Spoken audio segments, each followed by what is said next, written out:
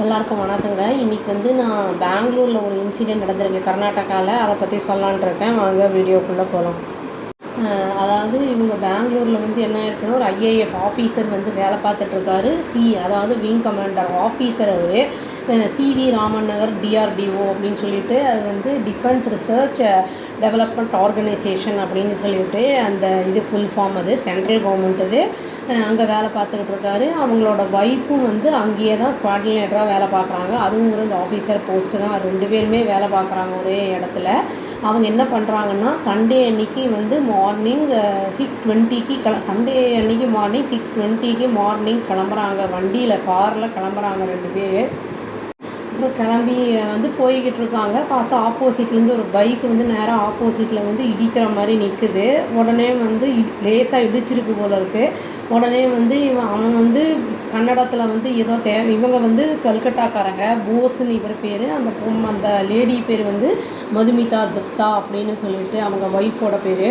இந்த பைக்கில் இருந்தவன் வந்து என்ன பண்ணியிருக்கான்னா, அது இவங்களுக்கு தெரியாத லாங்குவேஜில் கன்னடத்தில் தேவையில்லாத வார்த்தைகளை வச்சு அப்யூஸ் பண்ணி கண்ணாபின்னான்னு திட்டியிருக்கான். அவரையும் திட்டியிருக்கான், அவங்க ஒய்ஃபையும் திட்டியிருக்கான். அதனால் வந்து இவர் ஐஏஎஃப் இந்தியன் ஏர்ஃபோர்ஸ் ஆஃபீஸர் வந்து என்ன ஆயிருக்காருன்னா, இரிட்டேட் ஆகி வண்டியை விட்டு கீழே வந்துட்டார்.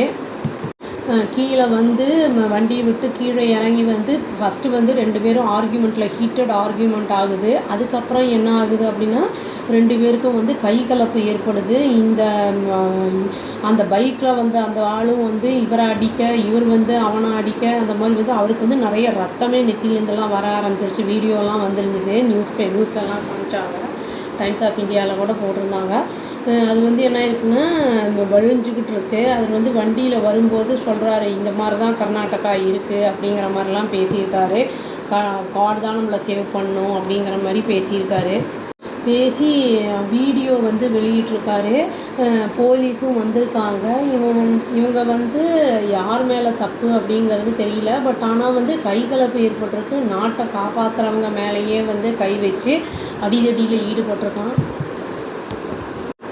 இது வந்து லாங்குவேஜ் பற்றியும் வந்து கான்ட்ரவர்சி ஆகிருக்கு. இவங்க வந்து ஆக்சுவலி இவங்க காலையில் எதுக்கு போயிருக்கான்னா, இவங்க வந்து ஹஸ்பண்ட் அந்த போஸ் இருக்காருல்ல, அவரை வந்து ஏர்போர்ட்டில் விடுறதுக்காக இவங்க கிளம்பி போய்கிட்டு இருந்திருக்காங்க. மதுமிதா தத்தா அவங்க காரில். அப்போ தான் இந்த இன்சிடெண்ட் நடந்திருக்கு.